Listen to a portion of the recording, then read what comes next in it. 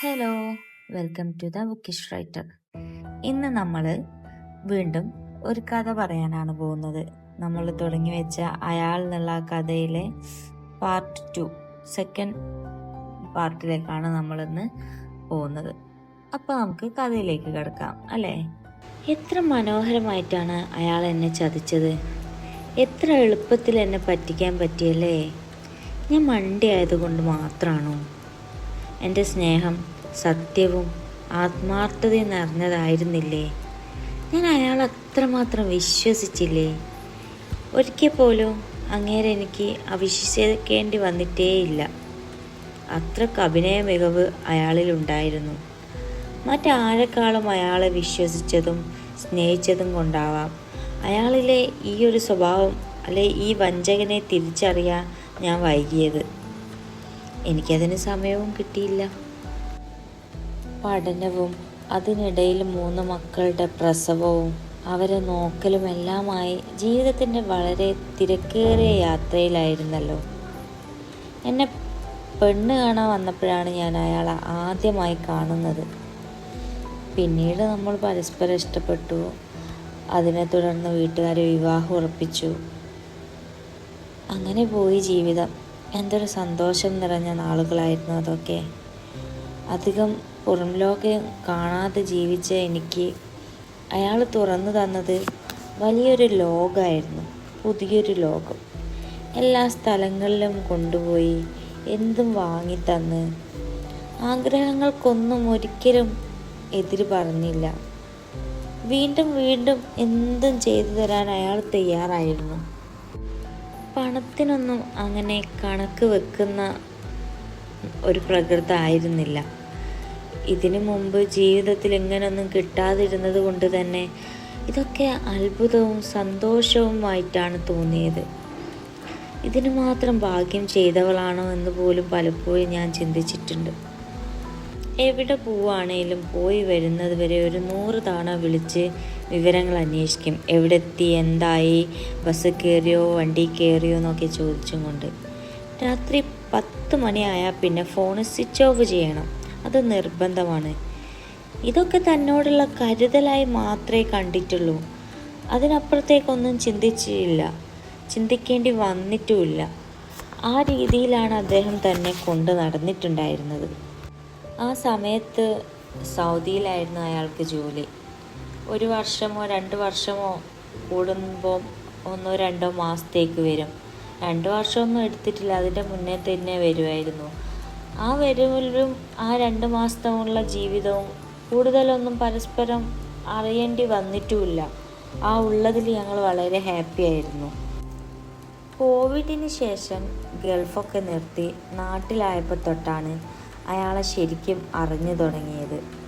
അപ്പോഴേക്കും വിവാഹ ജീവിതത്തിൻ്റെ 10 വർഷങ്ങൾ കഴിഞ്ഞിരുന്നു. കോവിഡ് എല്ലാവർക്കും മഹാമാരി പോലെ തോന്നിയെങ്കിൽ എനിക്കതിപ്പോൾ അനുഗ്രഹമായി തോന്നുന്നു. അയാളിലെ സ്വത്വത്തെ തിരിച്ചറിയാൻ എനിക്ക് സാധിച്ചത് അതുകൊണ്ടാണല്ലോ. ചെറിയ മോളെ അപ്പോഴാണ് ഡെലിവറി കഴിഞ്ഞതൊക്കെ. ആ സമയത്തൊന്നും മുൻപുണ്ടായിരുന്ന ഒരു കെയറിങ്ങോ സ്നേഹമോ ഒന്നും തന്നെ കാണാൻ കഴിഞ്ഞിട്ടില്ല.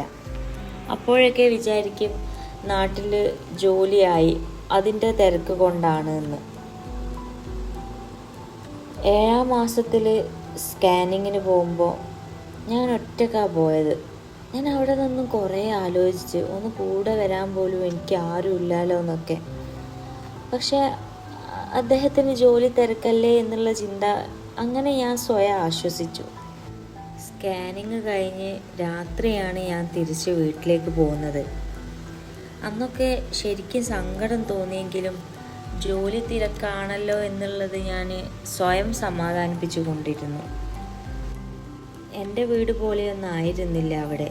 നല്ല അമ്മായിയമ്മ പോരും നാത്തൂൻ പോരും ഒക്കെ ഉണ്ടായിരുന്നു. അതിനിടയിലും ഈ മനുഷ്യനൊപ്പം ഉണ്ടല്ലോ എന്നുള്ള സമാധാനം മാത്രമേ ഉണ്ടായിരുന്നുള്ളൂ.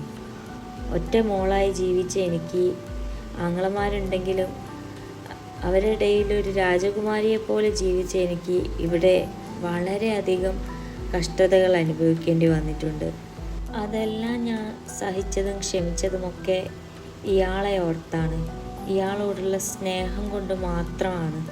അല്ലാതെ ഇന്നത്തെ കാലത്ത് അതൊക്കെ ഒന്ന് പോലീസിൽ പരാതിപ്പെട്ടാൽ തീരാവുന്നതേ ഉള്ളൂ.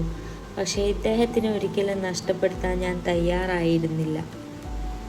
പലരും പല സൂചനകളും തന്നെങ്കിലും അതൊന്നും അന്ന് എനിക്ക് മനസ്സിലാക്കാൻ പറ്റിയില്ല.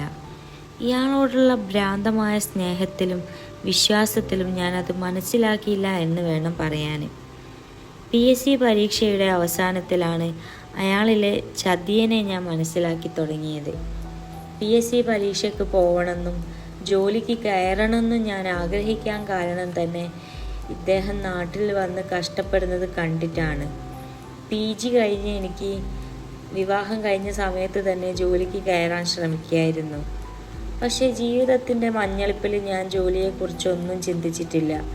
ഞാൻ B.Ed കഴിഞ്ഞ ആളായിരുന്നു. എന്നിട്ട് പോലും ഞാൻ വല്ലപ്പോഴും സ്കൂളുകളിൽ ഗസ്റ്റായിട്ട് പോയി എന്നല്ലാതെ ഒരു ടീച്ചറായിട്ട് കയറുന്നതിനെ പറ്റി ചിന്തിച്ചില്ല. മക്കളെ നോക്കിയും ഭർത്താവിനെ നോക്കിയും കുടുംബം കഴിയുന്ന ഒരു ഭാര്യ ആവണമെന്ന് മാത്രമേ ആഗ്രഹിച്ചുള്ളൂ. പക്ഷേ ഇദ്ദേഹം നാട്ടിൽ വന്ന് കഷ്ടപ്പെടുന്നത് കണ്ടപ്പോഴാണ് ഞാനൊരു ജോലിക്ക് കയറിയാൽ സമാധാനം ഉണ്ടാവുമല്ലോ, ആ കഷ്ടപ്പാടുകളൊക്കെ ഒന്ന് കുറയുമല്ലോ എന്നാലോചിച്ച് ജോലിയിലേക്ക് ഞാൻ ഇറങ്ങിത്തിരിച്ചത്. ആദ്യം പണം കൊടുത്ത് ഏതെങ്കിലും സ്കൂളിൽ കയറാമെന്ന് വിചാരിച്ചു. പക്ഷേ ഭീമമായ തുകയൊന്നും കൊടുക്കാനുള്ള മുതലില്ലാത്തത് കൊണ്ട് അതങ്ങനെ വേണ്ടാന്ന് വെച്ചു. പിന്നെയാണ് PSC ട്രൈ ചെയ്യാൻ ശ്രമിച്ചത്. ഉപ്പാൻ്റെ ഒരു ദീർഘവീക്ഷണം കൊണ്ട് മാത്രമാണ് ഞാൻ അന്ന് അത്രയും പഠിച്ചത്. ഞങ്ങളെ സമുദായത്തിലെ എല്ലാവരും പെട്ടെന്ന് കല്യാണം കഴിച്ച് പോവെങ്കിലും ഉപ്പ നിർബന്ധം പറഞ്ഞിരുന്നു മോള് നല്ലോണം പഠിക്കണമെന്ന്.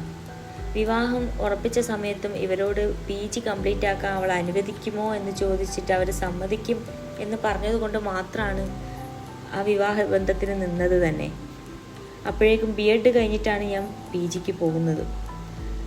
അതുകൊണ്ട് ഇന്ന് ഈ പ്രതിസന്ധി ഘട്ടത്തിൽ നിൽക്കുമ്പോൾ ഞാൻ പല തവണ മരിച്ചുപോയ എൻ്റെ ഉപ്പാനെ സ്മരിച്ചു പോയിട്ടുണ്ട്.